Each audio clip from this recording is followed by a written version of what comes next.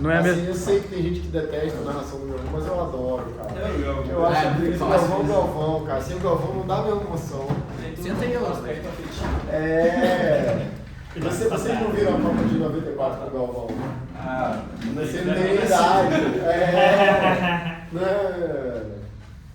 Se bobear nem 2002, né?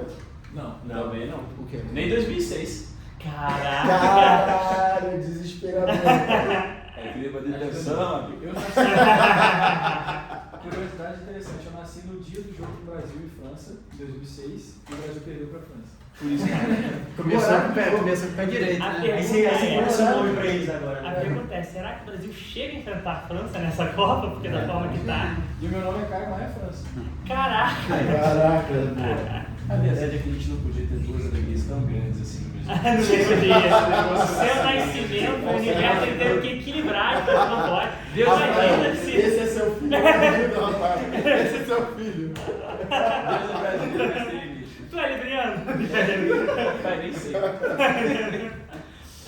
Vamos. Meu filho perdeu. E aí, vamos começar falando primeiro com vocês. Bom. Então, já tá gravando? Já. Já.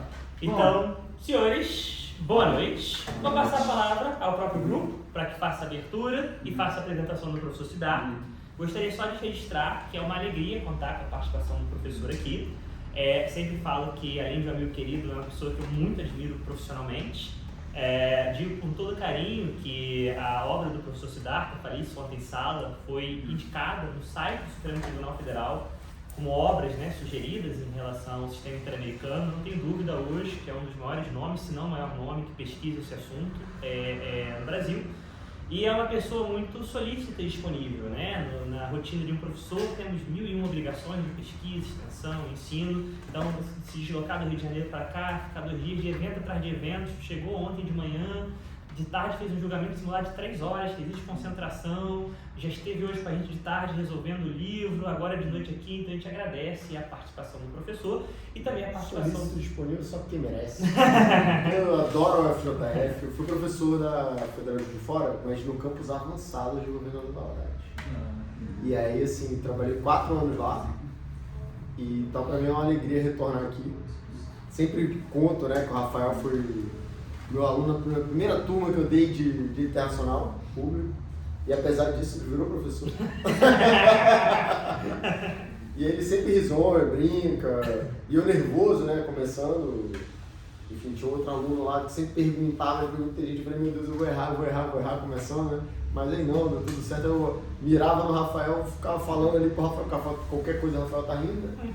Aí foi, e aí foi indo, então foi por isso, pra mim é uma alegria estar aqui.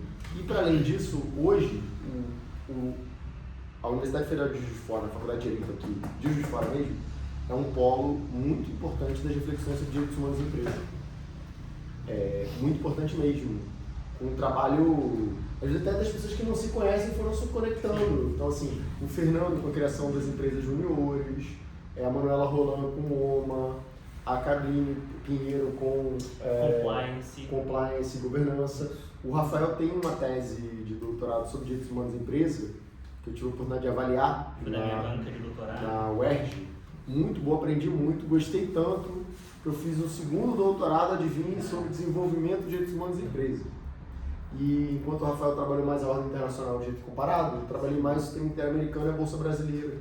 Então, mais do que vir aqui, dar uma palestra, falar que é legal sempre rever os amigos, eu queria que a gente fizesse isso que vocês estão fazendo aqui. Te parabenizo pela iniciativa também, cada um de vocês, porque a gente gera um produto permanente para que os próximos alunos possam desfrutar desse investimento que a universidade fez para a gente estar aqui, gerando material didático permanente.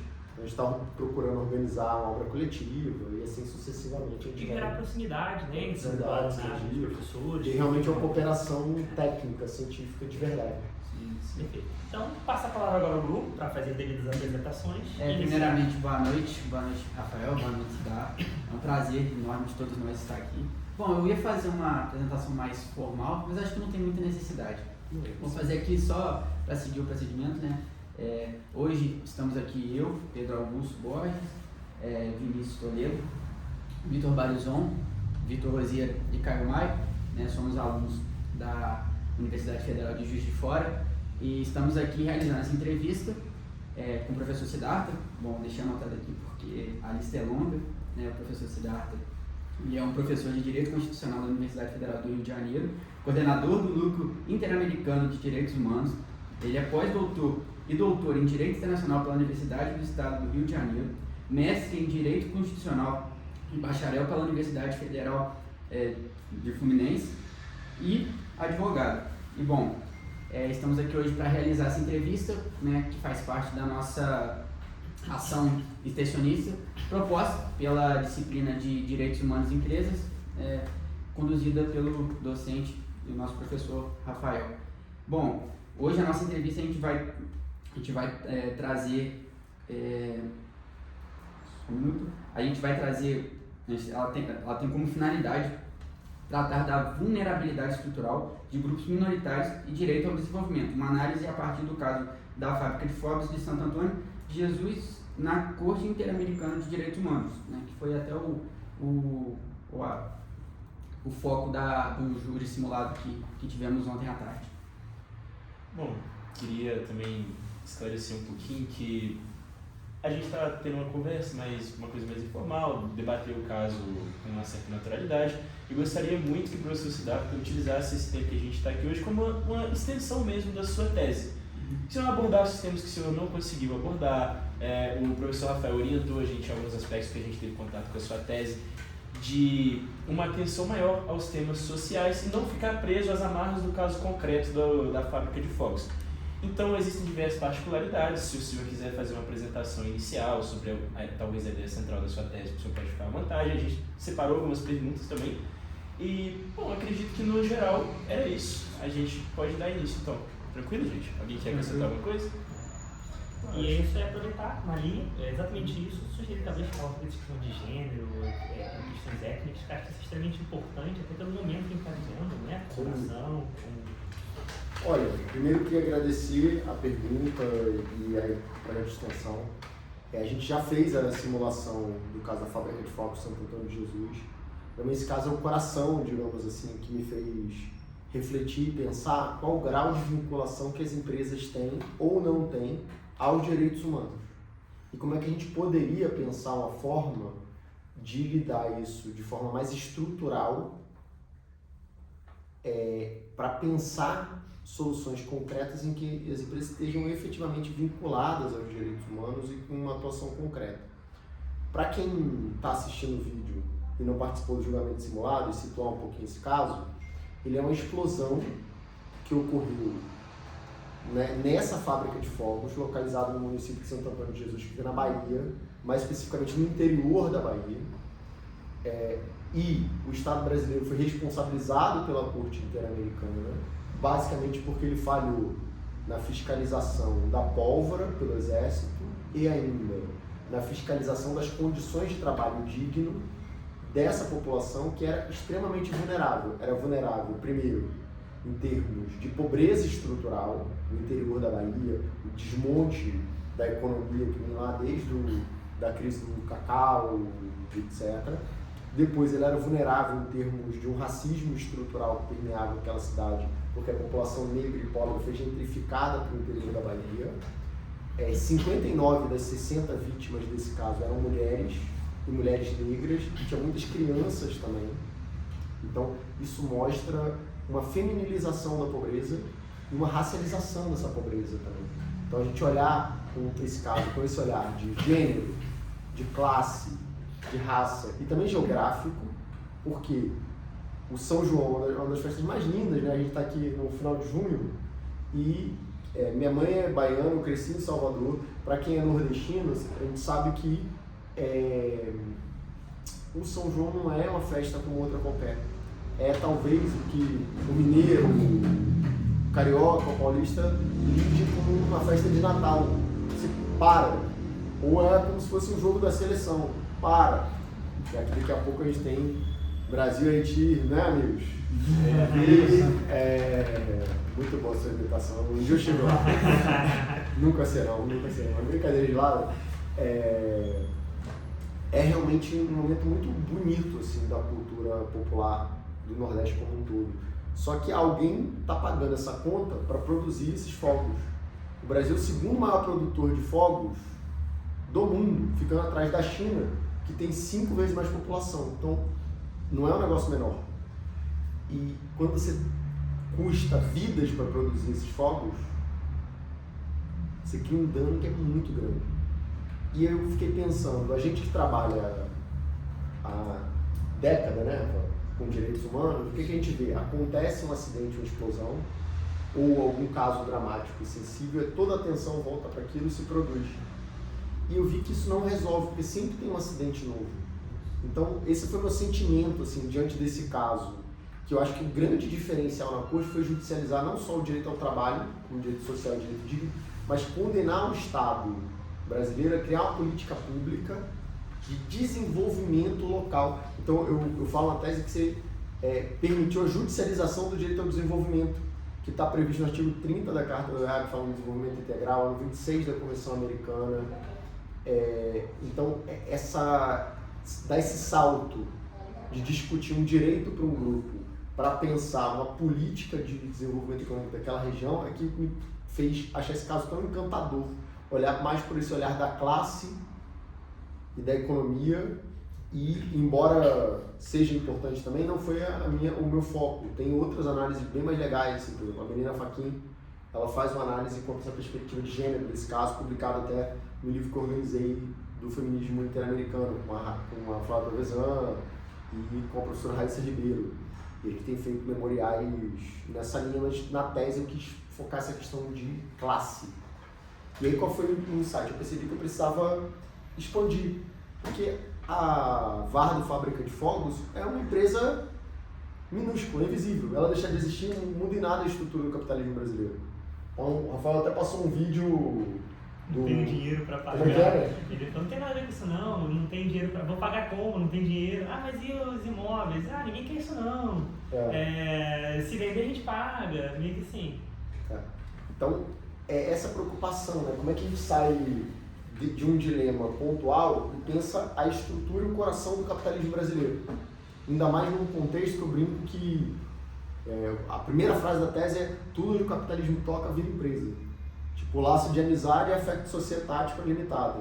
O networking. O networking, exatamente. Até hoje você não precisa nem de amizade mais, tipo, porque você pode abrir uma MEI, um ERL, eu brinco que virou uma eu presa, né? Então, assim, nesse cenário, eu fiquei, não adianta olhar só para as pequenas. E eu fui olhar o macro. 98% das empresas são limitadas, só 2 são SAs.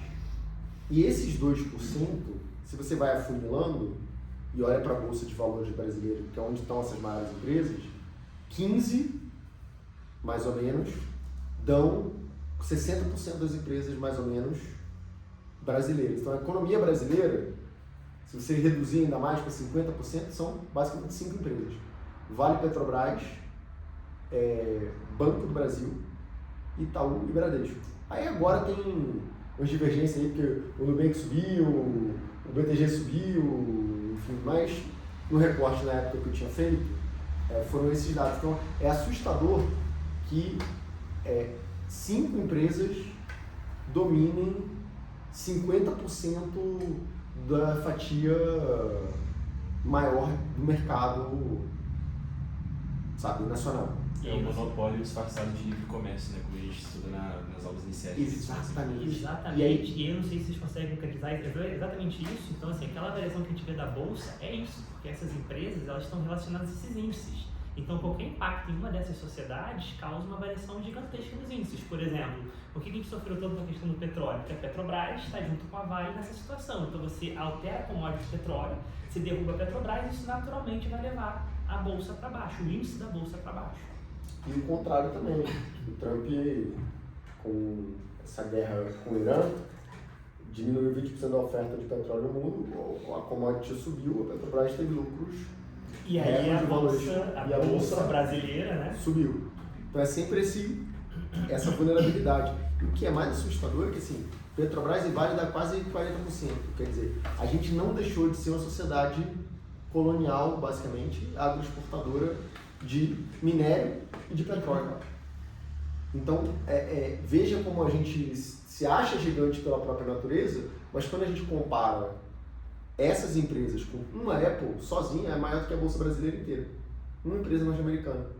E se a gente pensa o Brasil no mundo, é 1, 2%. Claro que a gente poderia ter feito outros recortes de pensar as empresas transnacionais, etc., mas eu quis começar essa provocação olhando em casa. E aí, desse lugar, o que eu notei? Embora fosse importante a gente olhar casos como esse da Vard Fábrica de Fogos, ou casos como a política de cotas dos trainees da Magazine Luiza, que gerou uma polêmica danada, ou a propaganda LGBT na matéria da Natura, ou o racismo do supermercado, como é que é o nome do supermercado? Do Carrefour. Então, assim, são casos realmente chocantes, dramáticos, e eu não estou invalidando as reflexões deles. Mas percebe que está muito longe de estar no cerne do capitalismo nacional? Não está na Vale, Petrobras, Banco do Brasil, Bradesco e Itaú. É o problema. E aí, então, o primeiro ponto, que eu acho que é a grande sacada, é a gente recalibrar como instituição e como pesquisa o olhar para o que é estrutural, porque se essas empresas desenvolvem boas políticas, ele tem empregos de melhor qualidade, ele tem um desenvolvimento que garante direitos fundamentais. Por isso que eu penso o desenvolvimento não como liberdade, como fala Amartya Sen, mas como igualdade de oportunidades. Então só tem um desenvolvimento se ele for um desenvolvimento com as mulheres, só tem um desenvolvimento se ele for um desenvolvimento com o respeito aos povos indígenas, ou seja, ele seja ancestral. Só tem um desenvolvimento se ele for antirracista. E se você não muda essa estrutura, isso persiste. Então a gente precisa engajar essas maiores empresas para que a gente mude o modelo de desenvolvimento se a gente quer que esses direitos sejam respeitados. Não basta só, num momento episódico que aconteceu o conflito, a gente pegar, se desesperar e agora pensa tudo nessa direção.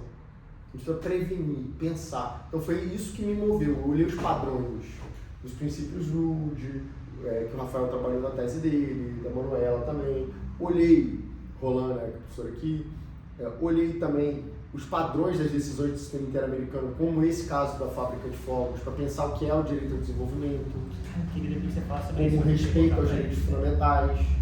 Então foi essa ideia de construir esse desenvolvimento como igualdade e uma democracia também como igualdade. Então, se não tem participação de cada um dos grupos vulnerabilizados, se eles não podem subir nessa escala social para acessar esses direitos, você não tem uma democracia para valer, você não tem um desenvolvimento para valer. Então, essa foi a principal provocação para dar um Human Rights Approach para o desenvolvimento e olhar não só cobrando direitos fundamentais do Estado, mas também dessas empresas, porque qual foi a minha preocupação? Elas, ao se tornarem desse tamanho, elas são maiores que 15 estados da federação. Não dá para você ter o mesmo nível de exigência para uma Vard Fábrica de Fogos e para uma Petrobras, para uma Vale, para o Banco do Brasil. Você tem que ter outro nível de grau de exigência, de política, de comprometimento com os direitos humanos. Claro, todas as empresas têm que respeitar direitos humanos fundamentais, mas eu acho que o grau de exigência dessas SAs gigantes, que representam a maior parte da economia brasileira, pelo menos que está na Bolsa, deveria ser exigido um pouquinho ou muito mais em termos de participação, de política, e não como uma coisa lateral, só para fazer propaganda, olha que legal o que eu estou fazendo. Não, se você tem o porte de um Estado da Federação, você deveria ter obrigações análogas e se os direitos fundamentais incidem nas relações privadas, como o STF já reconheceu, no caso da União Brasileira dos Compositores, como a Corte Interamericana já reconheceu no parecer constitutivo 18, o que acontece? A gente precisa pensar onde isso importa e teria potencial para transformar a vida de mais pessoas, que são nessas grandes empresas, que é no Estado também.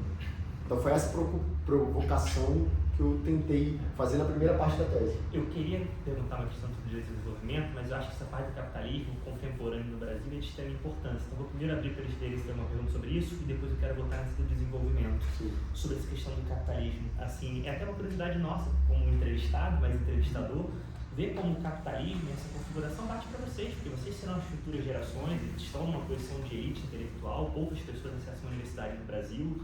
pública, né? Então eu queria que vocês pensassem alguma coisa, pode Isso não é começar, é bem retórico, não. informal. Vocês mas sabiam, vocês dividam com a gente vocês mesmo. sabiam que tem mais milionário no Brasil do que doutor?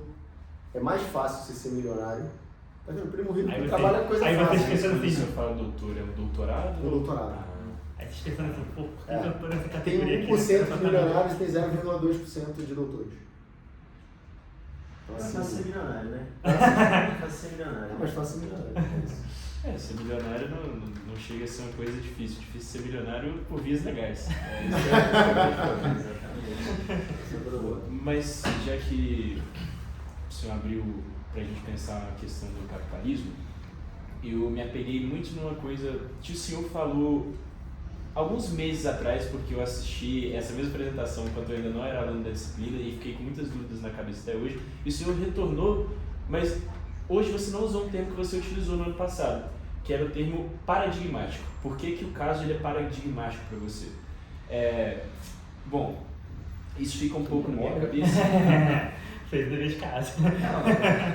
Isso fica um pouco na minha cabeça porque eu decidi fazer a disciplina por causa dessa apresentação, mas quando a gente pensa no recorte das pessoas atingidas, e aí entrando um pouquinho na questão do capitalismo, a gente vê grupos minoritários. Só que dentro desse recorte de grupos minoritários nós temos um recorte ainda mais ramificado, que cascateia para mulheres grávidas, mulheres negras, crianças. E o que torna de fato o caso paradigmático não é a violação, e sim o direito ao desenvolvimento que foi imposto ao Estado para aquela região, como o senhor muito bem relatou para a gente. Política, né? A política de desenvolvimento, perdão, o direito ao desenvolvimento todos têm. E eu queria saber o que o senhor pensa. Assim, não precisa se apegar às amarras do ordenamento jurídico, que aí, retomando a metáfora que a ministra Carmen Lúcia fala da rosa democrática, né? A rosa democrática ela não é só regada pelo ordenamento jurídico, é regada também pelas nossas constatações do dia a dia. Perdão. Não se pode depender somente de benfeitorias para que os bens jurídicos violados desse grupo, né, desses grupos minoritários, sejam protegidos. A gente não pode depender somente de um escritório que vai lá e vai fazer uma ação coletiva do tipo Dove, né, como o senhor muito bem explicou pra gente, vai fazer uma ação coletiva. Teve um caso para figura, teve uma ação coletiva e o escritório sumiu. Exato. O Estado não pode permitir que a garantia dos bens jurídicos violados seja protegida somente por uma benfeitoria. E muitas vezes essas pessoas não têm um grande acesso à informação. São crianças, são mulheres grávidas que sofrem o processo de gentrificação, são mulheres da periferia. Como que o senhor enxerga, nesse meio capitalista predatório, que essas pessoas vão ter o seu bem jurídico protegido? Os seus bens jurídicos, que em tese deveriam ser tutelados ferrenhamente pelo Estado, a não depender somente de benfeitorias de um escritório, por exemplo, de ação coletiva, que vai lá e vai fazer uma ação gratuita. Advocacia pro bono. A famosa advocacia pro bono. Eu acho essa tua colocação sensacional e essa foi uma preocupação central nessa segunda tese de doutorado que eu escrevi. Vamos lá. Primeiro, eu acho que a gente tem casos de alta voltagem política e casos de baixa voltagem política. Então, nos casos de alta voltagem política, é claro que a gente tem que se mobilizar, e lutar, e votar, e eleger, e propor política pública. Isso é importante para que se construa e se defenda essa cultura democrática na institucionalidade. Mas acho que há casos de baixa voltagem política, por exemplo, o caso da fábrica Vardo, fábrica de fogos, não é um caso como o Herzog, por exemplo. Sim, do assassinato do jornalista. Do jornalista que entrou para a história, que é um marco para pensar a liberdade de expressão no Brasil e para pensar o direito da memória, assim. Tem até uma reportagem recente para recompor ele. Inclusive, Mas eu acho... Na faculdade de jornalismo tem uma foto do Vladimir Herzog lá. Ou, por exemplo, o caso do Gabriel Pimenta, que é também um ativista de direitos humanos, que dá nome ao núcleo aqui da casa. A gente fez um memorial com o professor Bruno Stiger, aqui da casa. Não é um caso de uma voltagem política gigantesca. Mas qual é o meu ponto? Quando o Brasil é condenado no Gabriel Pimenta, quando o Brasil é condenado no Fábrica de Fogos, Vardo, ele vai irrigando, para usar a tua metáfora da Rosa, essa cultura democrática em vários lugares. Então assim, o Gabriel, o Rafael, o irmão dele ter sido indenizado, recompôs uma luta de décadas de um defensor de direitos humanos. Ele deu palestra que o Rafael organizou no ano passado, quando a gente veio. Isso inspira também vocês a continuar lutando por direitos humanos, como o Gabriel lutou para reforma agrária, para combate à grilagem de terras.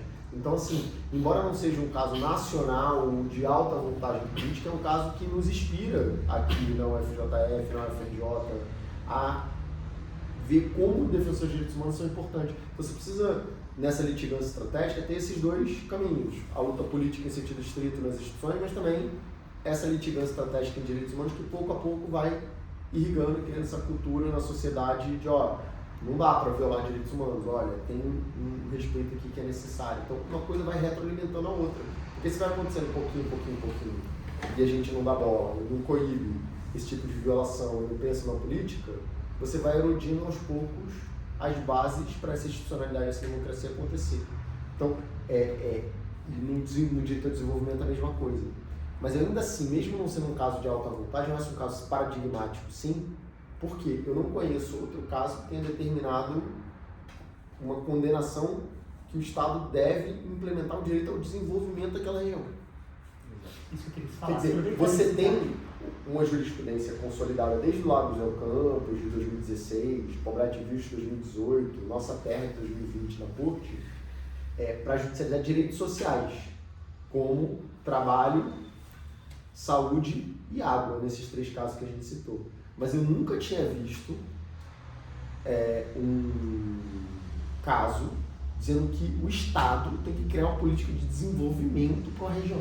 Esse era o ponto que eu colocaste, agora é o gap perfeito. Para comentar um pouquinho dessa ideia, né? E é possível isso, né? E aí vem a dificuldade, porque como é que o Estado vai desenvolver um local? Você não precisa só do Estado, você precisa do Estado, você precisa das pessoas, você precisa de empresas, você precisa de uma política econômica mais completa. Como é que uma corte que não foi eleita vai operacionalizar isso? Eu acho que é possível no sentido de que você pede um diagnóstico do que está acontecendo na região ao Estado. Você pede um plano de ação e você monitora a execução do plano. Você não vai substituir as instâncias políticas. Você pode ter um ativismo dialógico nessa direção. Então, por isso que eu sou tão fã desse voto do juiz Pérez Manlink nesse caso Fábrica de Fogos, e foi tão feliz vocês escolherem esse caso para simulação, para entrevista, para o debate. O Rodrigo Mudrovic falou, nossa, não tinha, que ele estava avaliando a minha banca, que é o atual presidente da corte, e ele falou, nossa, eu não tinha notado esse aspecto do caso. E ele volta e falou, vou discutir com o Pérez, que bom que isso foi debatido e tal. Então, acho que é algo que também você vê o papel da academia também, de analisar, de chamar atenção para algo, voltar, e aí a gente vai contribuindo também, uma coisa pequena, né?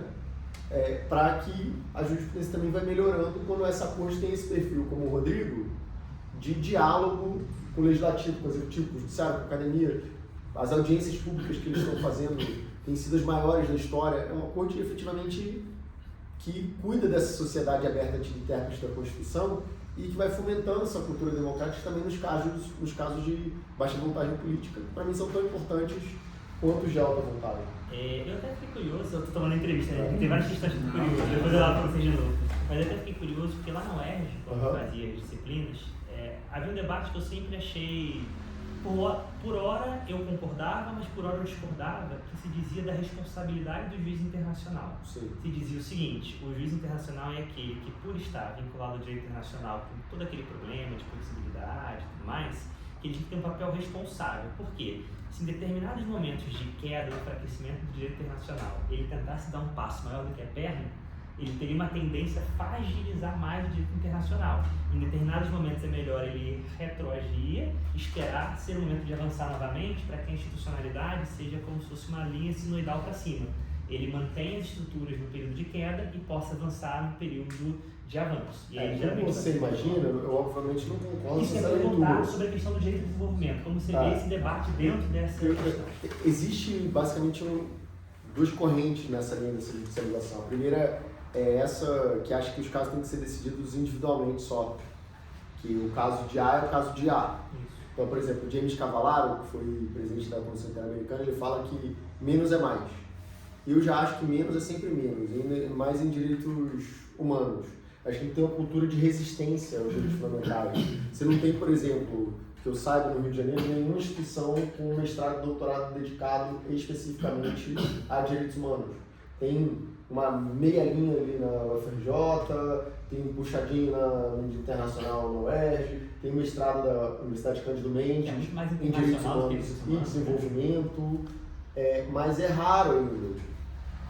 Então acho que é uma cultura de resistência a cumprimento de direitos humanos por não tratar isso como ciência, achar que é bom senso, não é.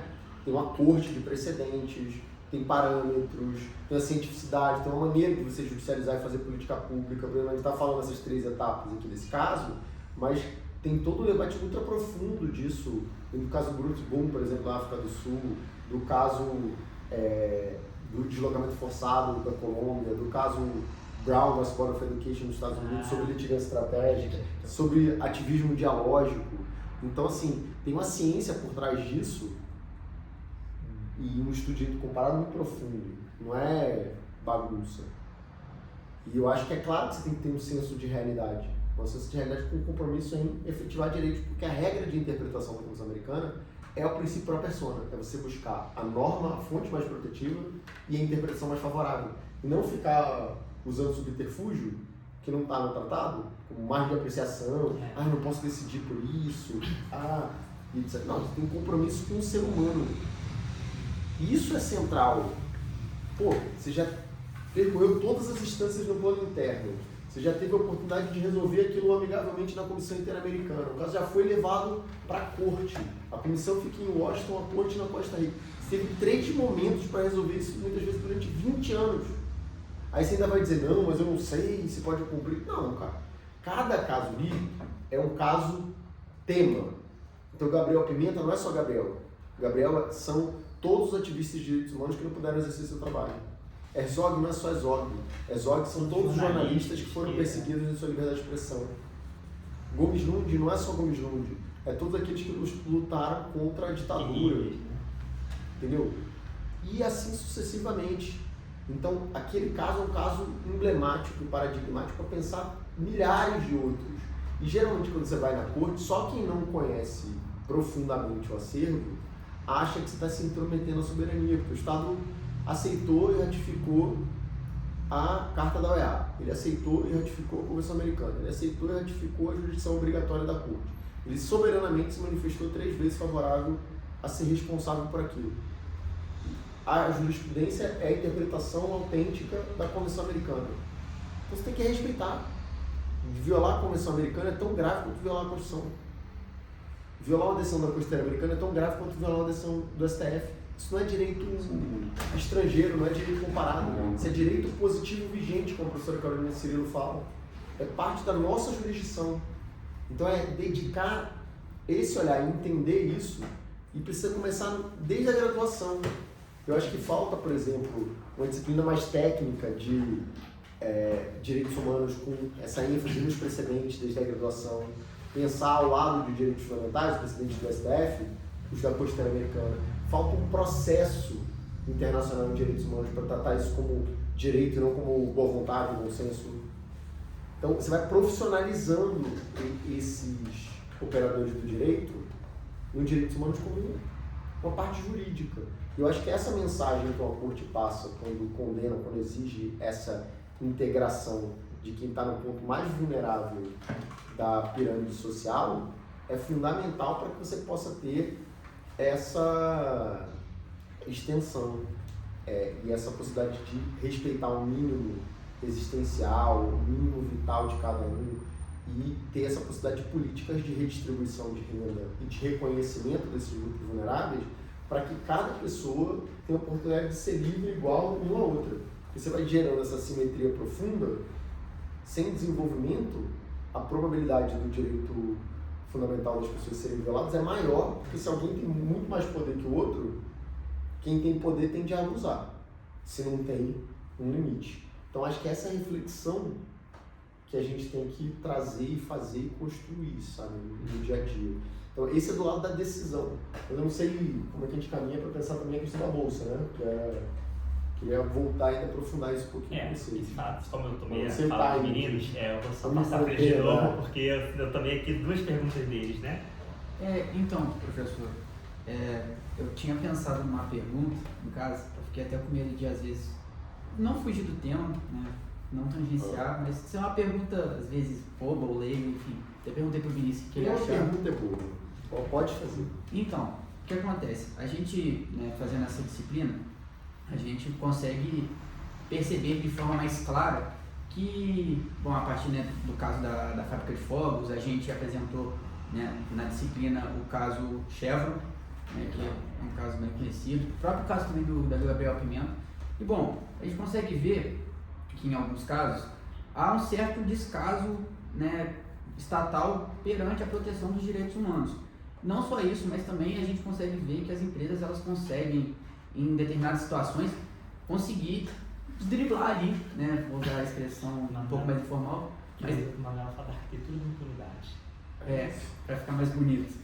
A arquitetura da impunidade para conseguir justamente tirar vantagem, né, se beneficiar, né, para justamente sair impune, vamos dizer assim. O próprio caso do Chevron, né, a gente percebe isso, a gente conseguiu perceber isso. Não só isso, mas os casos que foram apresentados também. E eu queria saber, aproveitando essa oportunidade, que se o senhor acha, a gente entende que tem a Corte Interamericana de Direitos Humanos, só que ela não tem, eu acho que ela não tem a questão da coercitividade, igual o Rafael comentou agora há pouco. Queria saber se você acha que seria possível, e se sim, como a gente ter um órgão supranacional que consiga justamente não funcionar como, como que eu posso dizer, através da ratificação nos estados, mas assim, atuando, né, de forma, como que eu posso dizer, não, atuando, me fugiu a palavra. Forma coercitiva. Não, mas não atuando de forma, também, Decisivo. só que de forma... Pedro, seria uma consonância entre o direito internacional e o direito constitucional brasileiro? Independentemente da vontade do Estado Isso, brasileiro. exatamente isso, independente, exatamente. E Desculpa, aí, me fugiu a palavra. para fazer esse gap, eu vou dar a oportunidade também, acho que seria legal na resposta dessa pergunta, falar um pouco da sua visão, da sua tese, sobre a Corte e o papel do controle de convencionalidade como uma espécie de constitucionalização, ainda que não vá atender essa questão da supranacionalidade, mas do sistema interamericano. Vamos lá. Essa é uma resposta que todas as vezes que eu dou aula eu falo disso no internet. Todas as vezes eu repito. Todas as vezes eu repito. Porque eu acho o seguinte, a gente no Brasil tem a tendência a achar que porque é coercitivo é eficaz. E o efetivo em termos de impacto social real. Eu acho que isso é uma presunção muito grande. Por exemplo, você tem no Código Civil aluvião. Eu nunca vi o rio voador transferir propriedade. Não sei, talvez vocês mineiros tenham visto, mas no Rio eu nunca vi. Ou, por exemplo, quando o Renan Calheiros se recusou a cumprir a decisão do STF, ele continuou, não foi preso. Ou ainda, se você sobe uma favela no Rio de Janeiro, você vai ver que o instituto mais velho que anda pra frente é compra e venda de imóveis como um ato solene. E o que menos tem ali é solenidade, na transferência dessa propriedade do registro no cartório. Então, assim, primeiro de diferenciar esse plano normativo do plano sociológico empírico. Os problemas que a gente lida nos direitos humanos são problemas políticos, históricos, esse passado colonial que ainda se faz presente na nossa sociedade, que ainda é basicamente exportadora de commodity. Então, esse é um problema muito profundo que nenhuma decisão judicial vai resolver 100% da noite para o dia, nenhuma sociedade vai resolver isso. Independentemente de quão coercitiva seja. Exatamente, independente. Se eu botar a maior sanção do mundo, isso não vai resolver sozinho. Em alguns casos estratégicos como última ratio, isso é importante para passar uma mensagem simbólica e dizer, olha, isso não pode. Isso aqui é um patamar civilizatório mínimo. Mas, para além disso, eu acho que esse é o primeiro passo atrás a se dar. Segundo, dito isso, a Corte Interamericana solucionou isso em termos processuais de uma maneira muito mais sofisticada e eficiente do que no plano interno. Só que como não se estuda processo constitucional como uma questão curricular, aí não é um problema do, como é que se chama? Pedro. Do Pedro. É um problema estrutural da educação de direitos humanos universitária. E pessoas com uma formação como o Rafael, a minha, o professor Eduardo Bauer, a professora Cláudia Cirilo, ainda são raros, porque mesmo na nacionalidade você não tem alguém que esteja dedicado 20 anos a direitos humanos, raríssimo. Raríssimo, raríssimo. A gente lembra do áudio administrativo, de constitucional. O constitucional do aula de direitos fundamentais também ainda está mais próximo, mesmo assim É raro. E aí qual é o meu ponto? Isso também gera déficits, e esse é um deles. E olha como a corte resolveu isso. A solução na carta da OEA é, se o Estado violar uma decisão da corte, ele pode reclamar perante a Assembleia Geral e pedir a expulsão daquele Estado da Assembleia da OEA. Resolve se tirar um Estado da Organização Internacional, ou do direitos humanos? Não. A consequência é pior, talvez gere mais violação e não menos. Você está isolando. Porque você está isolando, não resolve. Você tem que continuar a cooperação e pensar em soluções empiricamente sustentadas.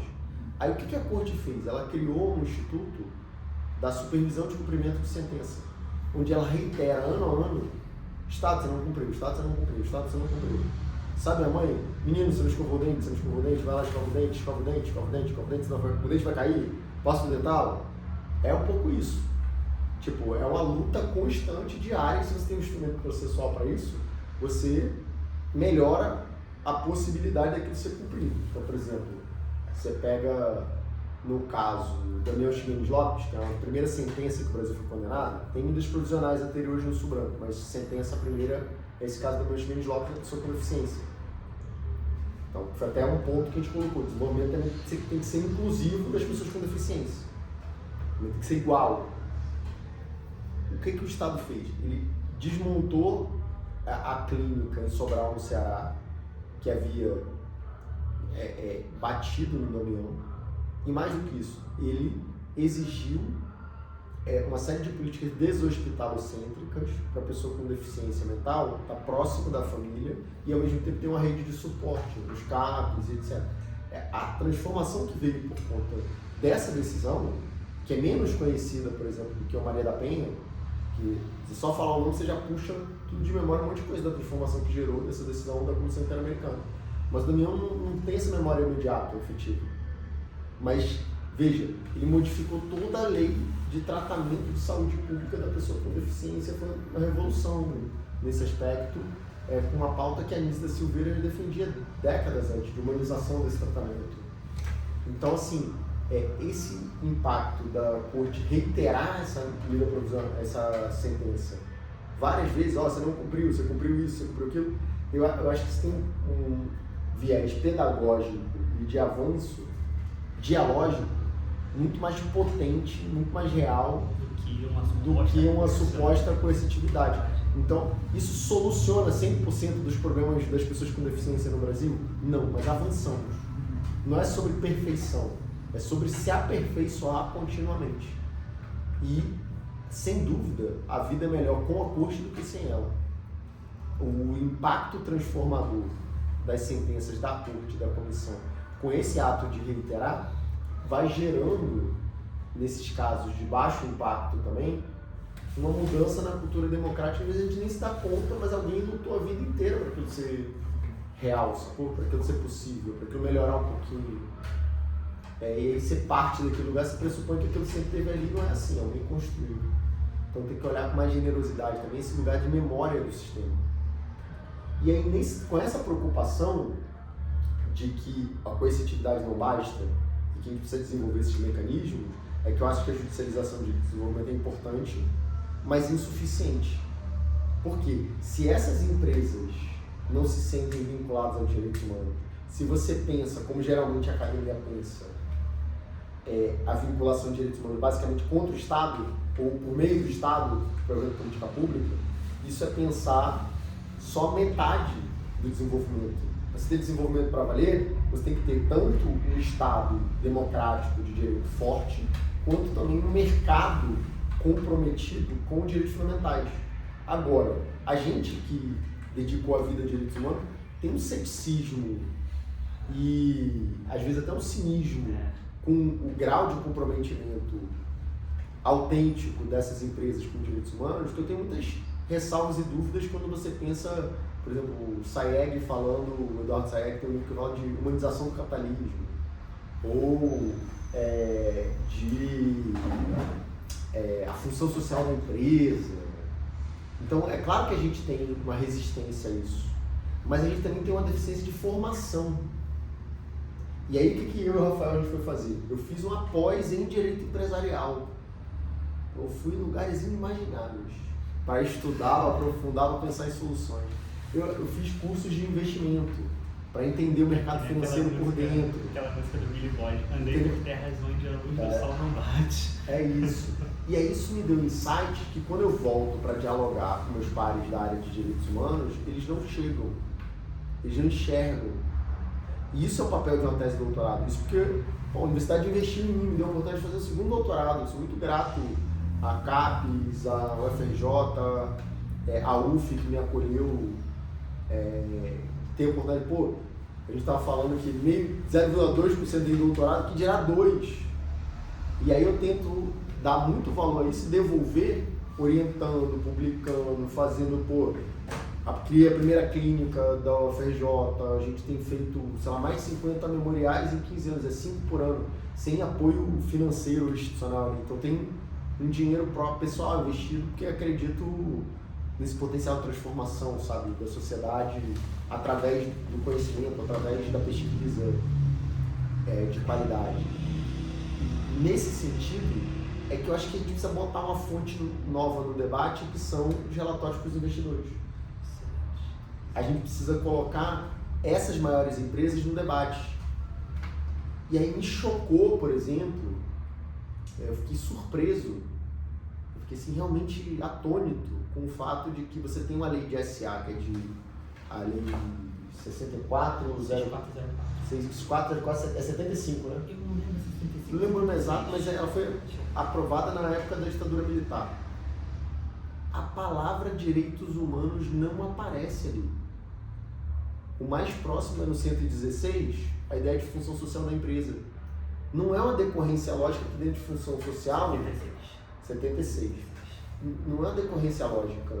Assim, você precisa fazer uma relação muito grande. Então, geralmente o gestor, o CEO, CFO, o CEOCO, sei lá, não sei lá o que está ali na liderança, ele olha aquilo, ele vai pensar o quê? A função da empresa é dar lucro e que se dane. Entendeu? Você mudar essa mentalidade sem uma diretriz legal clara, com base em princípio de soft law, que foi importante os princípios justos, criar esse network também, essa rede para pensar essa vinculação das empresas de direitos humanos. Dá uma informação importante. É fundamental. A Manuela me falou. Eu não tenho certeza se é nesse ano ou se no ano que vem, que existe uma grande chance do grupo especial lá do tratado entender pela não elaboração do tratado. Sim. Por conta da dificuldade de se alcançar um consenso. Eu comprei o livro do Rudd, empresas são Just Business, aí ele problematiza isso. São só negócios? Então, não são só negócios. E ele vai dizer que os princípios não são algo menor no sentido de você criar essa rede, universidade, política, academia, empresa, para pensar essa vinculação das empresas aos direitos humanos e ir fomentando essa pauta. Empiricamente, não simplesmente independente. O tratado é vinculante, não é vinculante. Você cria um tratado vinculante, as empresas não aderem, o Estado não adere, mas não também. Não adere o Estado do Norte, europeu, Estado eu sou favorável que tenha um tratado, eu acho importante, mas é insuficiente, é fortalecer essa rede que é fundamental, dentro e fora das empresas. É até um desenvolvimento que a gente observou dentro do caso Sheva, que existiu inúmeras tentativas depois do Pacto Global de se fazer com que as empresas se aderissem a um tratado justamente para que elas se responsabilizassem. Aí eu tenho até uma pergunta baseada nisso. Você fala muito de direito ao desenvolvimento, que ele não deveria partir só do Estado e ser todo um trabalho estruturado pelas empresas, até pelos indivíduos que estão em cargos mais altos lá dentro, sobre como lidar com as pessoas, com os direitos das pessoas, toda essa narrativa. Só que o que a gente vê hoje no mundo é uma agressividade maior, um furo na lei de direitos humanos de empresas muitas vezes transnacionais. Obviamente, existe um mercado, infelizmente, existe um mercado nacional que dá esse furo aos direitos humanos. A gente vê casos no Rio Grande do Sul, casos até aqui em Minas Gerais mesmo, onde acontece esse furo dos direitos humanos. Só que as empresas transnacionais, elas estão em um grau maior, a gente percebe, pela maioria dos casos. Todos os casos que a gente viu na aula do professor Rafael tratam de empresas transnacionais que tentam, por meio de fórum shopping, fórum convênio, se desviar da obrigação mesmo de cumprir. Você acredita que essas empresas com esse tratado, embora ele não exista, ou a tentativa dele, mesmo que inúmera não ocorra, elas deveriam se responsabilizar de forma objetiva, totalmente da responsabilidade que elas têm em outro país. E vou só dar mais um dado para você completar, agora com a Marilda. A Marilda indicava um texto da Horácio Muivart, que é da Senso Público, e ela tem um texto que é Beyond the Schism, International Law. Ela fala o seguinte, que essa divisão de caixinha do direito internacional privado, internacional público, com as segmentações, ainda com toda a discussão do cansado Trindade, mas adotando aquela concepção que apenas o Estado e as OIs são sujeitos de direito, ela diz que isso gera um gap no direito internacional que favorece justamente essa postura, recorrendo a fórum convenience, a fórum shopping, a afastadilha que é judgment business rule, essas coisas todas. Você pega o grau das empresas multinacionais, como você está falando, como uma Apple, uma Microsoft, um Google, você pega as 10 maiores empresas norte-americanas, elas são maiores que muitos países do mundo inteiro, é gigantesco. A gente falou que a Apple sozinha é maior que a bolsa brasileira inteira. O Elon Musk essa semana virou o primeiro trilionário da história com o IPO, o lançamento na bolsa da SpaceX. E 85% da empresa é dele, só vendeu 4%. E aí, assim, isso jogou o valuation da SpaceX na lua, tipo, uma empresa deficitária. Estamos mais perto do segundo bilionário do mundo do que dele. O segundo bilionário do mundo tem 200 bilhões. Nós estamos mais perto de 200 bilhões do que o segundo bilionário do mundo de 1 trilhão. É surreal a desigualdade, assim. Então, nesse sentido, ter um tratado que reflita sobre essas questões é fundamental. E como responsabilizar, e qual órgão seria responsável, como solucionar isso aí. Você tem que perguntar para o Rafael sobre isso, para a Manuela. Eu fiz uma investigação mais modesta, mais no nosso quintal, digamos assim, pensando no Brasil e no sistema interamericano, que foi o meu recorte. Então, esse tema eu aprendi muito com o Rafael, com a Manuela, com os artigos científicos que têm sido publicados na revista do OMA, mas esse não é meu ponto forte. Não, e mesmo na disciplina, você fala pra ele, só balde de água gelada faz de balde de água gelada. E aí, termina assim. E aí, nesse sentido, eu acho que trazer o debate para a empresa nacional traz uma possibilidade de atuação e transformação que me parece mais palpável e mais factível. Sim. Então, por isso minha preocupação é assim, tá, beleza, tem isso, o que é que eu faço com esse princípio? O que é que eu faço com essa rede de engajamento? O que é que eu faço com as empresas estarem vinculadas a direitos humanos? E aí eu confesso que eu estava até meio assim, sem encontrar uma solução para isso até, sei lá, 48 do segundo tempo, aí quando terminei a conclusão, meu Deus, tive a ideia que eu acho que valeu a tese. Eu falei, putz, como eu queria ter feito uma pesquisa maior, sabe? Mas a vida realmente é muito puxada, assim. Por exemplo, nos últimos 3 anos, até difícil falar, mas mudar o clima, assim, mas tipo, minha mãe teve câncer. Então você escreveu a tese de doutorado, cuidar, fazer dinheiro, toda essa... Não foi fácil, mas ao mesmo tempo mantive o prumo ali, consegui terminar. E aí no final ainda tive uma ideia original que eu achei muito bacana, que foi o seguinte: primeiro, trazer esse relatório dos investidores para a galera de direitos humanos que não conhece, ou não olha, e aí a primeira crítica é a teoria norte-americana tradicional sobre a empresa é para dar lucro, então tá fora disso, não é a função da empresa, é a visão do Milton Friedman, por exemplo.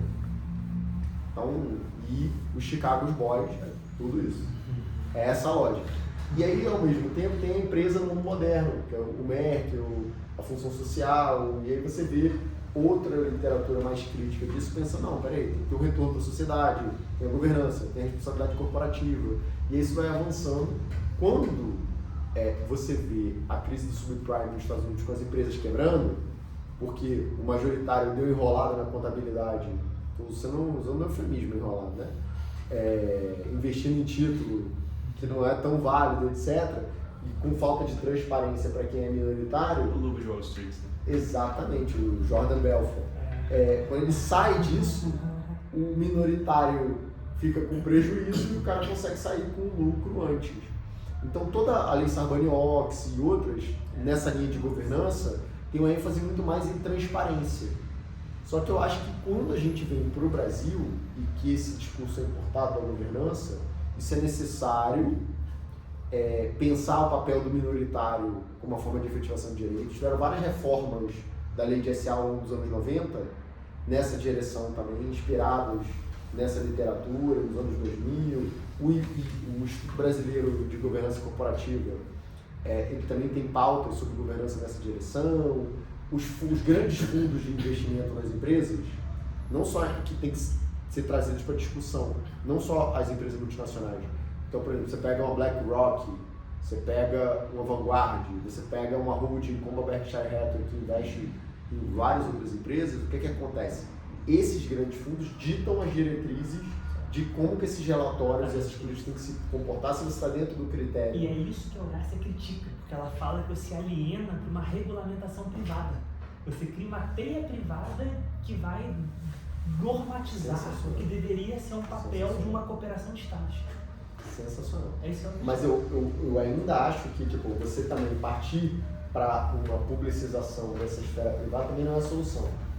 E aí eu acho que uma parte da discussão no coração da ESG, que é quando surge ali em 2008 e seguinte, por exemplo, o autor que inventou isso foi o Paul Clement.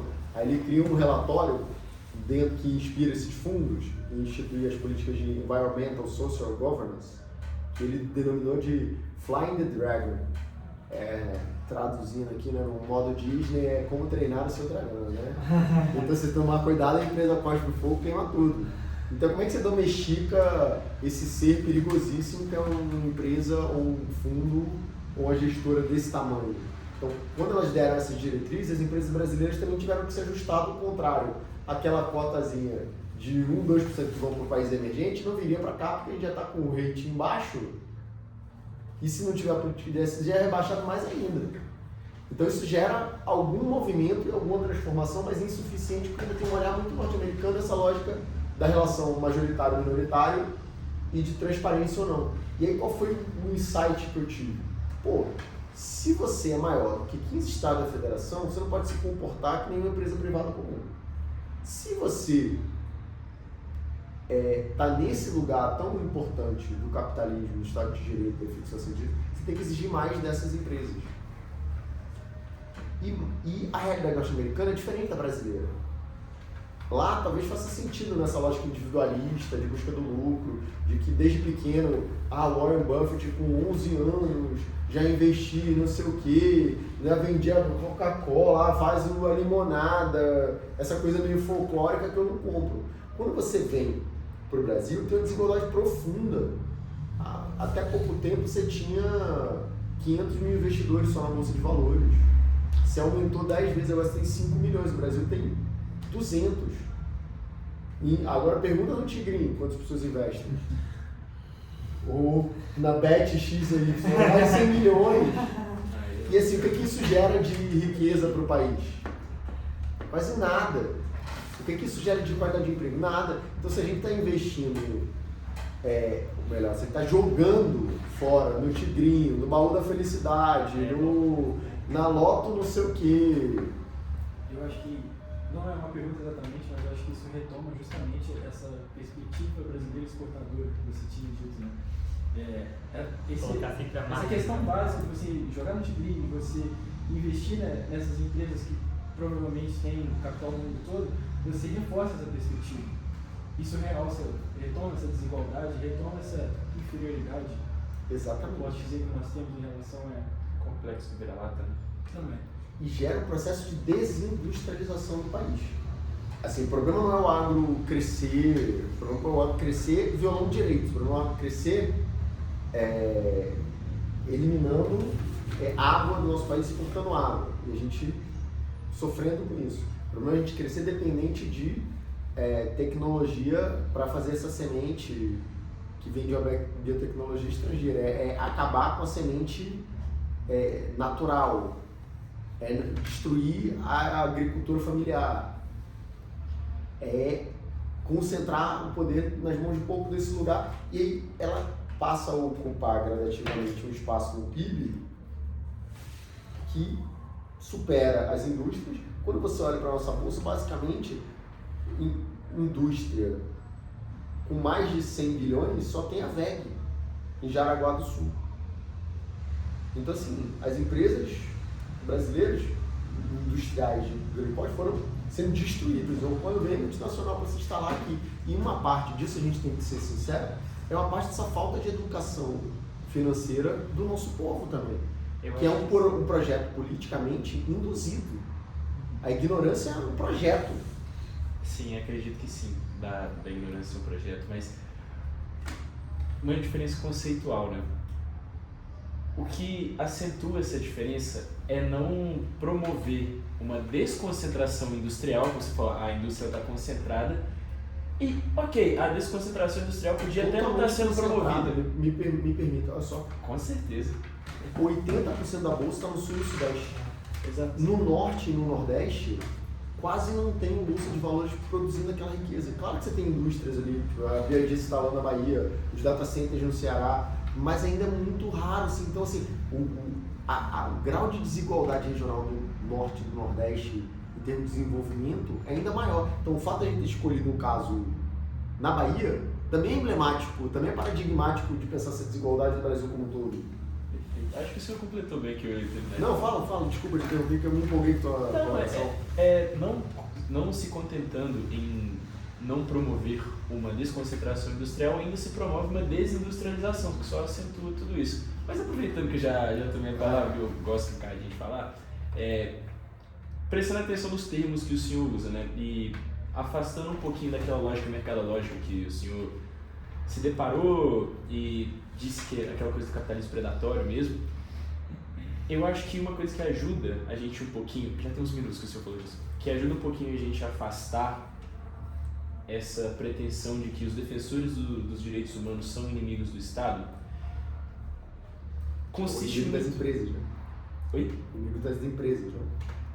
Sim, perdão, verdade, são inimigos das Presta empresas. atenção. Desculpa, perdão. O que eu não concordo, mas eu entendo a crítica da área. Sim, mas acho que está muito alinhado com o termo que você usou, que é mínimo vital. Né? Como, aí quem sou eu para te perguntar se o senhor já teve contato com essa teoria, muito provavelmente sim, do John Rawls, que ele fala sobre o véu da ignorância, né? Como isso não é só um exercício do Estado. A gente até evocou isso esses dias no debate de direitos fundamentais. Teve uma prova da professora Valesca, que Com ela na FRJ. a gente estava falando sobre o que? Ações afirmativas. Abrigo temporário e aluguel social. Eram direitos fundamentais, né? Aí eu fiquei falando, vou falar de John Rawls na prova, vou falar de John Rawls. Não, o que você vai falar de John Rawls? Coloquei lá e mandamos bem pra caramba. Que eu acredito que quando ele fala sobre o véu da ignorância, nós poderíamos escolher, né? Nascer em uma sociedade em que todos têm um mínimo vital digno, ou nascer em uma sociedade que não se sabe qual posição social nós vamos ocupar, mas existe a chance de que tenhamos privilégios ou sejamos desprivilegiados, não contar com desprestigiados. Eu acho que esse exercício do véu da ignorância do John Rawls afasta a gente da lógica, e aí concordando com a sua posição de que defensores de direitos humanos não são inimigos de empresa, porque é a sociedade pela sociedade, não a sociedade pelo Estado, não o Estado pela sociedade. Até porque o Estado integra a sociedade. Mas onde é que você quer chegar? Eu quero Qual é o seu ponto? talvez acrescentar uma concordância com a sua posição e perguntar de fato por que você discorda disso, assim, se há uma crítica em relação a essa posição de inimizade entre uma parte e outra. Vamos lá. Fazer o seguinte, até pra gente avançar no horário, deixa eu ver se já tem alguma pergunta, você responde em bloco pra fechar. Deixa eu só responder e a gente responde em bloco para as que já pensa. Eu achei muito boa essa colocação. Primeiro, eu achei bom ser lembrado do John Rawls. Tem uma reforma à teoria da justiça do Amartya Sen, que é a minha preferida, porque ele pensa dados empíricos para pensar o IDH. E aí ele traz a discussão do desenvolvimento ali. E quais são os critérios disso. Então, ler e escrever, taxa de longevidade, índice de mortalidade infantil, quantidade de anos de escola. Então, eu acho o Rawls muito abstrato, na Amartya Sen desce mais para o plano da política pública, que me parece melhor nesse livro, que é até menos conhecido dele, que é a ideia de justiça. A ideia do mínimo vital, claro que sim, né? Todo mundo que dá aula de direito constitucional estuda esse tema. Aqui a própria professora Cláudia Toledo também tem um livro muito bom de direitos sociais, que ela trabalha essa ideia não no mínimo essencial, mas no mínimo vital, que ele traz a Colômbia, muito legal. Então tem outras questões interessantes. E eu acho bacana também, assim, porque geralmente quando a gente vê os liberais enfatizando o papel do mercado, em produzir riqueza, emprego, desenvolvimento, eles estão numa visão de um liberalismo muito conservador. E eu acho que tem uma outra visão possível, como essa, de construir uma sociedade justa. O véu da ignorância é um artifício teórico para te entender como é que você construiria uma sociedade justa. É uma teoria da justiça. Então, e isso é bacana. Mas o mercado ele ainda aparece muito pouco em teoria da justiça ou no political question. No liberalismo político, enfim, trabalhando essas questões. Então, eu acho que acaba ficando muito em segundo plano essa ideia do mercado. Por isso que eu acho que o Amartya Sen ajuda mais quando ele pensa o IDH. E esse desenvolvimento como liberdade. E essa atuação, olha, como as empresas exploram também essa vulnerabilidade, e se você não tem uma sociedade mais equânime e mais livre, as pessoas não conseguem fazer escolhas diversas. Então esse insight dele, e eu releio, acentuando desenvolvimento não como liberdade, mas como igualdade, não faz sentido, não avança. E aí qual foi o insight original da tese, já caminhando para a conclusão, dentro disso? Que aí foi a parte realmente que eu considero efetivamente inovadora na diferença da abordagem dessa linha nos Estados Unidos. E a parte da crítica mesmo. Da proposta. Da proposta. De chegar com a proposta. E aí, Siddhartha, você criticou, você falou isso, blá, blá, blá. Eu acho que mais do que inimizade entre ativistas de direitos humanos e CEOs e professores de direito empresarial, eu acho que tem um mundo tão apartado, um desconhecimento mútuo das áreas. Eu falo isso aqui direto. Então, assim, a gente de direitos humanos tradicionalmente não estuda a sério o empresarial, e o pessoal de empresarial não estuda a sério direitos humanos, aí ficam mundos apartados, então a gente não pode construir algo melhor junto. A gente precisa fazer essa aproximação que vai dando outros insights. Qual direitos humanos, se você E essa briga todo mundo perde. Só as empresas ganham. Às vezes, depende de qual também, a gente está perdendo fatia de mercado, o nosso desenvolvimento também está pior por conta disso. Você não tem um arcabouço adequado isso, então tá ruim para todo mundo. A gente acha que vai melhorar porque gritou, porque condenou, porque não sei o que, a empresa fecha e acabou também. Eu, na minha tese, coloquei o pessoal dessa marca pedindo falando de falta de emprego, desemprego, pedindo oportunidade. Então, assim, e aí qual é o meu ponto? Pelo menos nessas maiores empresas, eu acho que você precisa revisitar e repensar e refundar a teoria da empresa moderna, onde só quem botou dinheiro, comprou cota, vota ali. E isso é algo revolucionário. Não vi ninguém de empresarial defendendo isso, porque quebra toda a lógica de como é que alguém que não botou dinheiro ali pode estar interferindo na decisão empresarial. Porque eu acho o seguinte, uma coisa é a padaria da esquina, você pega os sócios, você junta, você vai de recurso para construir aquilo. Para você construir uma empresa que seja metade da economia do país, dependeu de um esforço coletivo, de infraestrutura, de trabalho, de gestão, que tem a ver com os maiores acionistas, sem dúvida, de que investiram dinheiro ali, os minoritários também investiram dinheiro ali, mas tem a ver com um esforço intergeracional coletivo. O Brasil está desde o Brasil Império, Caixa Econômica, idem. Bradesco e Itaú estão desde os anos 80. Petrobras desde Getúlio Vargas. Então, se tem um esforço da sociedade, se ela adquirir um tamanho que é maior do que o Estado da Federação, é justo que a gente rediscuta quem está participando desse processo de tomada de decisão de gestão, independente dela ser uma estatal. Legal. E aí qual é o meu ponto? A partir dessa pré-compreensão, desse insight, como é que a gente reforma a lei da SA para gerar canais de deliberação e de aproximação entre esses dois mundos? Então, primeiro, dentro da estrutura societária. Conselho de administração, direção, conselho fiscal. Então, a gente tem essa estrutura clássica que o Rafael explicou, mas eu acho que deveria ter um conselho societário dos grupos vulneráveis para que eles pudessem participar ali. Mulheres que, população afrodescendente, indígenas.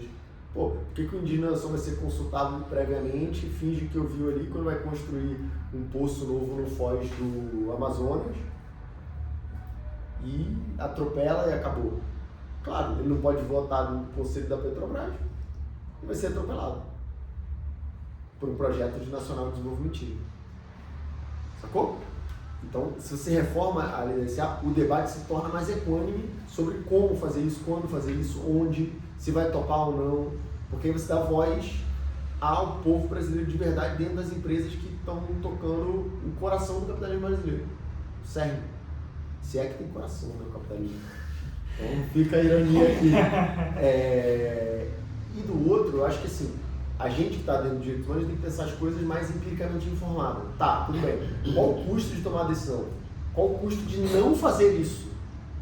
E aí você tem uma análise de impacto, não só econômico, mas em termos de custo para os direitos humanos, de primeira, de segunda, de terceira geração, impacto em termos de trabalho, etc. Isso também tem que ser trazido à tona no debate, porque senão vira um fundamentalismo e não um processo de uma decisão.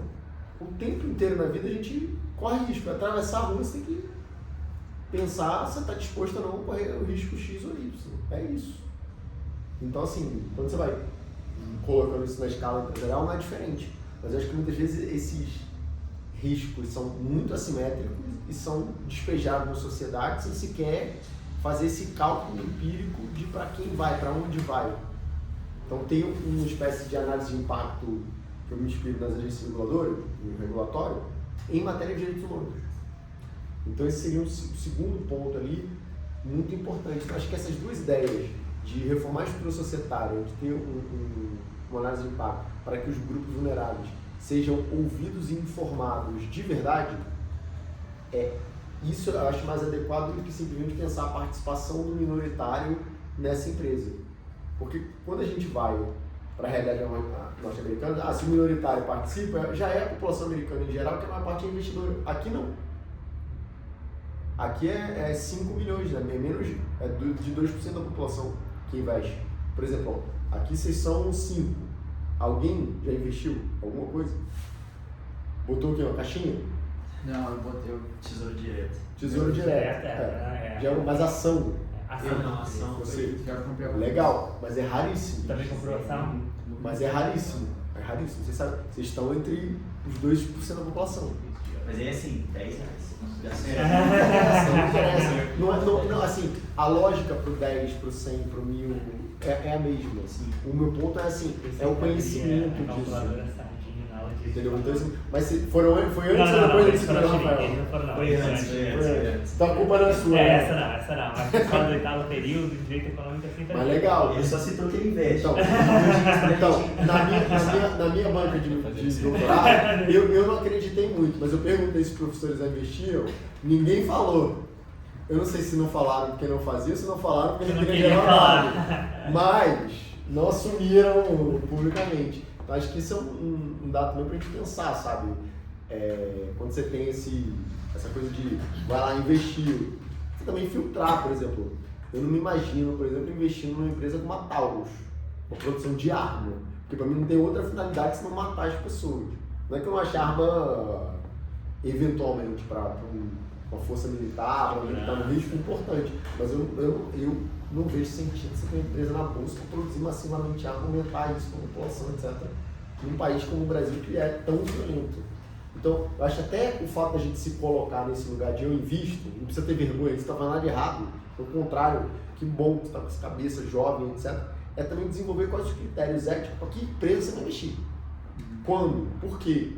Tipo, vai ter ali a assembleia, você lê a ata, você se informa sobre o que elas estão fazendo. Isso te permite um exercício de uma cidadania ativa, em que você concorda, discorda, de votar em A, de votar em B, mais potente, mais dinâmico, entendeu? Então é basicamente isso. Última pergunta para a gente. Logo eu gostaria também para a gente fechar, terminar. se queria, da minha parte, deixar se encontra alguma relação entre controle de convencionalidade e proteção à empresa de direitos humanos. Diga aí tudo, não escolhe nada. Fale, essa é a última pergunta para a gente terminar. Acho que eu já falei demais, gente. Eu vou passar para vocês. Também não tem mais nenhuma pergunta. Nenhuma pergunta? Não, acho que não.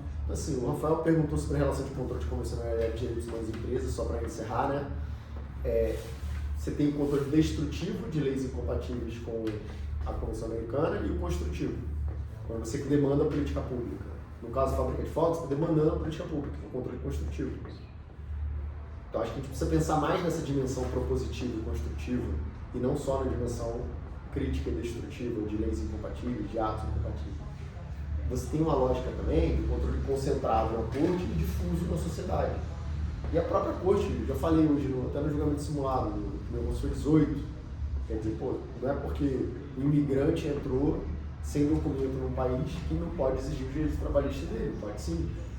E aí a corte reconheceu essa incidência de direitos fundamentais em relações privadas. Mas o meu ponto é, eu ainda acho muito pequeno e casuístico quando você pensa essa incidência desse direito fundamental na relação privada só no restaurantezinho, só num supermercado que, embora gigantesco, não é estrutural da economia brasileira. Percebe? Ele tem que redirecionar esses esforços e essa leitura crítica para pensar esse controle de convencionalidade também como acesso a essa informação pública sobre o que essas empresas estão fazendo. Então, por exemplo, um debate nesse sentido que eu travei quando eu fui falar na audiência pública de clima, foi interessante, que o Serra Porto perguntou para a equipe, se eu não me engano, da Universidade do Paraná, que trabalhava com direitos humanos de empresa também é bem interessante. Ele falou, esse princípio Jude aí são soft law, não serve para nada, como é que vai concretizar isso real? Isso já está tudo na lei, na Convenção Americana. E aí eu falei, olha, você tem um caso, que é o caso da Aurora, que é muito interessante, a empresa foi estatizada, desestatizada e reestatizada, enfim. E ela poluía demais a atmosfera. Isso foi gerando danos respiratórios, cardíacos, saúde física, saúde mental, em cada uma das pessoas daquela localidade. E o Estado peruano foi condenado por quê? Porque nesse processo de estatização e desestatização, ele não informou quanto que ela poluía, quais as medidas de reparação. E eu acho que se a gente pensa isso numa lógica de um direito difuso, informação verdadeira sobre as políticas de direitos humanos, centrando na Bolsa de Valores, por exemplo, centrando nesses investimentos, para a gente pensar como a gente recalibra e pensa isso, que são elas, sacou? E aí você cria um viés para responsabilizar essa empresa e esse Estado se ele está falhando nesse dever de nos informar do que elas estão fazendo com o dinheiro que é gerado, não é só do esforço dela, é um esforço intergeracional, coletivo, social. Como é que ela vai produzir petróleo sem extrair uma riqueza nacional? Como é que ela vai produzir minério a partir de terra rara, extraindo cobre, ferro, prata, ouro, tipo assim, que é um bem nacional, sem alguém que esteja lá minerando, sem alguém que desenvolveu a tecnologia, sem explorar um recurso nosso. Então, assim, ela vai exportar isso por estrada. Quem construiu a estrada? O porto. Quem investiu para que aquele porto for possível?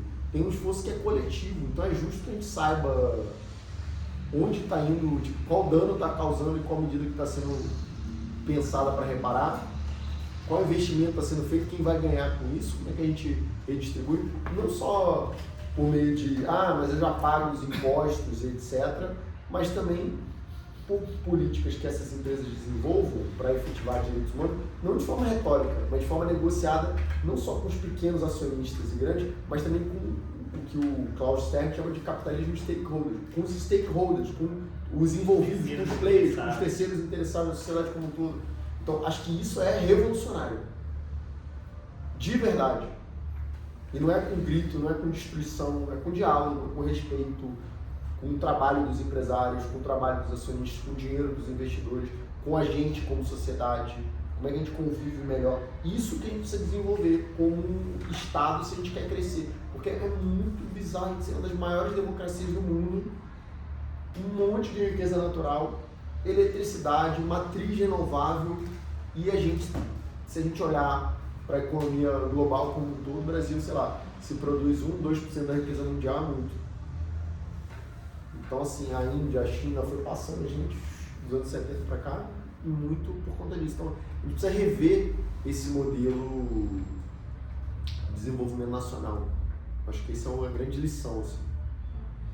O que mais, Rafael? Últimas palavras sem encerrar, vai ser bom. Só para palavras finais. Só agradecer. Acho que qual nota? Nota 1.429.000. Se você tirar 1/10 deles, é mal para você. Quero agradecer então às brilhantes colocações do professor Siddhartha, sempre aprendo muito e é muito bom, né? Assim, eu acho esse tipo de diálogo, eu sempre falo para eles que eu tento desconstruir essa ponte, porque na minha própria formação eu fui fruto do Alexandre Assunção da UERJ, de Direito Empresarial, e fruto de todos os professores da UERJ também de Direito Internacional, da Língua, da Rafael, Carmen, né? Você também, claro, desde a FRJ, lá na graduação. Então, é muito legal você falar essas coisas, a gente não combina nada disso, estamos desde o evento de hoje cedo, não há nenhum alinhamento disso, para que vocês vejam de fato, né, essas questões e sempre aprendo muito. Desde lá da FRJ, dos idos de 2011, 2012, né, até hoje. E também comprou na planta. Era investimento dele na investimento de risco, na planta de risco. Arriscadíssimo. Foi tipo comprar Bitcoin. E também agradecer aos meninos pela brilhante produção. Fizeram o que eu sempre peço para as pessoas fazerem, que não costumam conseguir fazer, mas vocês fizeram muito bem, que é trabalhar de maneira informal e de fato atrelada à entrevista, né? Que não seja aquela coisa caixinha. Pô, eu queria agradecer muito essa entrevista, sabe? Gostei demais, porque foi a primeira apresentação pública da minha tese. É verdade, porque tá gravado, etc. Que momento, hein? Então, assim, foi a primeira vez que eu debati, que eu fui falando. Então, vocês conseguiram extrair coisas muito diferentes do processo de quando a gente apresentação. conseguir divulgar, vocês não sabem, até eu mas quero estão aqui assistir na pra ver o véspera do que eu Brasil. acertei. A galera aqui, ó, entendeu? Então, além do ponto extra, tem que ter ponto Fechou. total e o extra, né? Obrigado, Marinho. A gente Tem que ligar o Galvão Bueno, né? Amigos, Vamos fazer o ligozinho, né? É isso, ligozinho. Como é que vai ser o critério de distribuição pra gente fechar? Luta, tô brincando. Sorteio? 2 homens entram, um Como é homem que sai. é? A culpa do trovão. Tô brincando. Quem tem mais investimento? Quem tem mais investimento? Tô brincando. Pedro Augusto. Sorteio. Aí, ó, pra combater o trabalho escravo por meio da blockchain, Obrigado. a indústria da moda. Obrigado. Então, a gente também queria agradecer você por, não só primeiramente o Rafael, por proporcionar esse momento aqui pra gente, essa oportunidade, porque a gente não enxergou apenas como uma obrigação da disciplina, mas também como uma oportunidade de ter um diálogo dessa forma. Obrigado ao professor Siddhartha também por ter separado um tempinho, ainda mais numa sexta-feira à noite, pré-jogo no Brasil, para poder dar uma atenção pra gente. E é isso, a gente queria agradecer mais uma vez. É muito legal ver essa iniciativa do professor Rafael, óbvio, mas a oportunidade que a UFJF traz pra gente, trazendo uma pessoa de importância, uma relevância tão grande, não no cenário só nacional, no cenário internacional. Eu acho que a gente está aqui hoje porque a gente acha o cenário internacional, entende o direito internacional como uma verdade, porque hoje o direito internacional ele pode ser visto como essa ideia de só soft law mesmo, que nem você explicou, várias pessoas nem acreditam na ideia do direito internacional. Então eu acho que a oportunidade que a UF está trazendo, está engajando a gente, e principalmente ao Rafael, a gente só tem a agradecer por essa grande oportunidade de estar entrevistando alguém tão importante. É muito bom estar Muito obrigado pelo presente. carinho, receba. Então, Receba. então, salva de palmas, vamos tirar uma foto e estão liberados pro jogo. Então, me encaminha depois, faz o drivezinho, encaminha dessa maneira de lugar, tá? Obrigado.